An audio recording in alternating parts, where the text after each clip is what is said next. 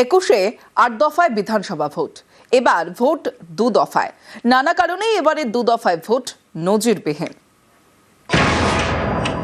পশ্চিমবঙ্গে এবার 2 দফায় ভোট।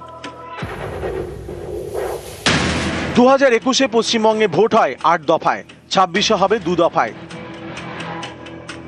সাম্প্রতিক অতীতে যা হয়নি এবার তাই হচ্ছে পশ্চিমবঙ্গে। বাংলায় 2 দফায় ভোট, যা নানা কারণে নজিরবিহীন। সাধারণত ভোট ঘোষণার পরে কেন্দ্রীয় বাহিনী আসে। এবার ভোট ঘোষণার আগেই পশ্চিমবঙ্গে চলে আসে কেন্দ্রীয় বাহিনী। 480 কোম্পানি কেন্দ্রীয় বাহিনী ঢোকে এ রাজ্যে।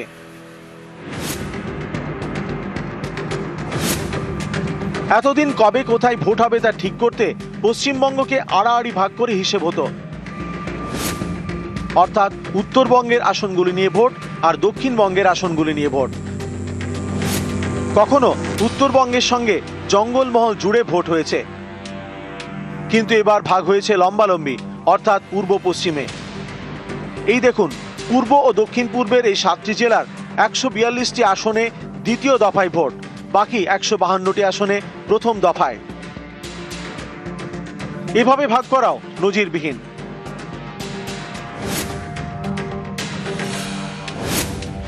28শে ফেব্রুয়ারি ভোটার তালিকা অনুযায়ী বিচারাধীনের তালিকায় নাম 60 লক্ষ। ধাপে ধাপে তালিকা প্রকাশ করার কথা কমিশনের, অর্থাৎ চূড়ান্ত ভোটার তালিকা তৈরি হওয়ার আগেই ভোট ঘোষণা। অসম, কেরল এবং পুদুচেরিতে 1 দফায় ভোট 9 এপ্রিল। তামিলনাড়ুতেও 1 দফায় ভোট 23 এপ্রিল। ওই দিন পশ্চিমবঙ্গে প্রথম দফায় ভোট, দ্বিতীয় দফার ভোট 29 এপ্রিল। অর্থাৎ পশ্চিমবঙ্গে ভোট শুরুর আগে অসম, কেরল এবং পুদুচেরিতে ভোট শেষ, তাই ওইসব রাজ্যের বাহিনী পশ্চিমবঙ্গ এবং তামিলনাড়ুতে পাঠাতে পারবে কমিশন। পশ্চিমবঙ্গে শেষ দফায় ভোট 29 এপ্রিল। সেদিন আর কোথাও ভোট নেই, অর্থাৎ সব বাহিনী পশ্চিমবঙ্গে। এছাড়া উড়িষ্যা, ছত্তিশগড় থেকেও আনতে পারে বাহিনী, কারণ সেখানে মাওবাদীদের আর দাপট নেই। অর্থাৎ দ্বিতীয় দফার ভোটে যেখানে তৃণমূল শক্তিশালী, সেখানেই বেশি কেন্দ্রীয় বাহিনী।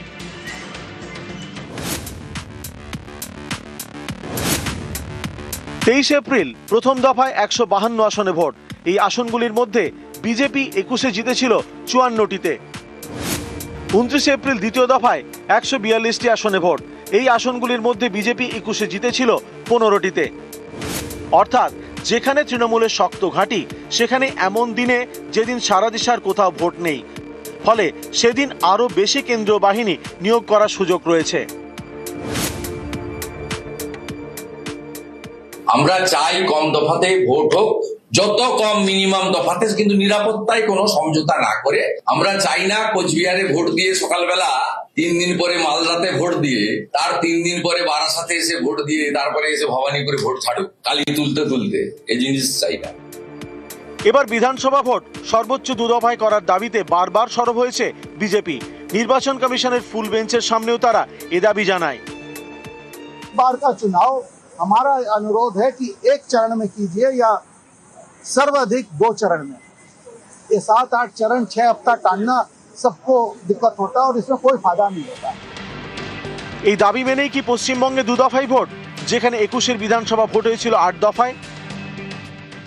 With regards to the West Bengal elections to be held in 2 phases instead of 8 phases earlier, the Commission has held detailed deliberation. In its considered opinion, it was found necessary to reduce the number of phases and bring it down to an extent where it is convenient for everybody. News 18 Bangla. পশ্চিমবঙ্গে 2 দফায় vote, আর 2 দফায় ভোটকে স্বাগত। আশা করা যায় বাংলায় শান্তিপূর্ণ vote করাতে পারবে কমিশন। তার আগে ত্রুটিমুক্ত ভোটার তালিকা উপহার দিক কমিশন। মন্তব্য বিজেপি রাজ্য সভাপতি শ্রমিক ভট্টাচার্যর। হরিয়ানায় নির্বাচন হলো, বিহারে নির্বাচন হলো, দিল্লিতে নির্বাচন হলো। নির্বাচনের পরে জেসিবি মেশিন দিয়ে পরাজিত প্রার্থীর বাড়ি কেউ গুড়িয়ে দিয়েছে, কোনো মৃত্যুর সংবাদ আছে, কোনো বোমাবাজি হয়েছে। সুতরাং এটা পশ্চিমবঙ্গের ক্ষেত্রেও একটা লজ্জার বিষয় যে সব রাজ্যে 1 দফা, আমাদের এখানে 2 দফা। আমরা নির্বাচন কমিশনের উপরে আস্থা রাখছি। আমরা মনে করি তারা এখানে শান্তিপূর্ণ ভোট করাতে সক্ষম হবেন, এবং তার আগে একটা ভেজাল মুক্ত, ত্রুটিমুক্ত ভোটার লিস্ট মানুষকে উপহার দেবেন। তৃণমূল কংগ্রেস সারা বছর মানুষের সঙ্গে থাকে। তৃণমূল কংগ্রেস তৈরি, প্রতিক্রিয়া তৃণমূল মুখপাত্র কুণাল ঘোষের। তৃণমূল কংগ্রেস সারা বছর উন্নয়ন এবং বাংলার মানুষের অধিকার রক্ষার যা কাজ করেন, আমরা একদিনেও তৈরি, ওদের যা ইচ্ছা আমরা তাতেই তৈরি, কারণ আমরা মানুষের সঙ্গে 12 মাস থাকি, শীত গ্রীষ্ম বর্ষা, বাংলায় মমতা বন্দ্যোপাধ্যায়ের সরকার ভরসা। আমরা প্রস্তুত। আগের বার ওনারা বলেছিলেন 8 দফায় ভোট করিয়েছিল, 8 দফা, করোনার মধ্যে হেরেছে।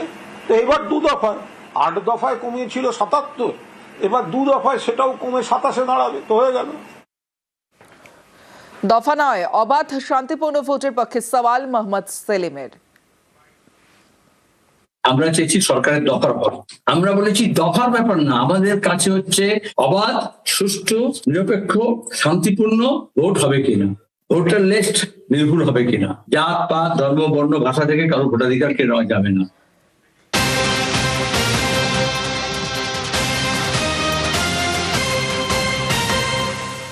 ভোটার কার্ড না থাকলেও ভোট, বিকল্প 12 নথি দেখিয়ে ভোট দেওয়া যাবে। আরও একবার জানিয়ে রাখি, ভোটার কার্ড না থাকলেও ভোট, কারণ বিকল্প 12 নথি দেখিয়ে ভোট দেওয়া যাবে। আর আরও একটা বিষয় আপনাদের জানিয়ে রাখবো, ভোটার কার্ডে বানান বা ছাপার ভুলেও সমস্যা নেই।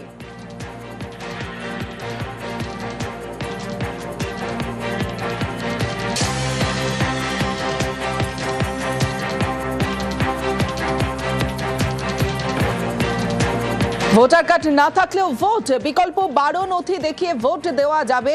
ভোটার কার্ডে বানান বা ছাপার ভুলেও সমস্যা নেই। এই 12 নথির মধ্যে কোন কোন নথি রয়েছে জানবো। অর্ণব রয়েছে আমার সঙ্গে। অর্ণব, দেখো, প্রতিবারই নির্বাচন কমিশন এরকম একটি নির্দেশিকা জারি করে, কিন্তু এবছর এসআইয়ের আবহে এটা অত্যন্ত গুরুত্বপূর্ণ, কারণ যে ভোটার তালিকা প্রকাশ হয়েছে সেই ভোটার তালিকায় যাদের নাম রয়েছে তাদের কাছে যদি এপিক কার্ড হারিয়ে যায় বা না থাকে তাহলেও তারা ভোট দিতে পারবে।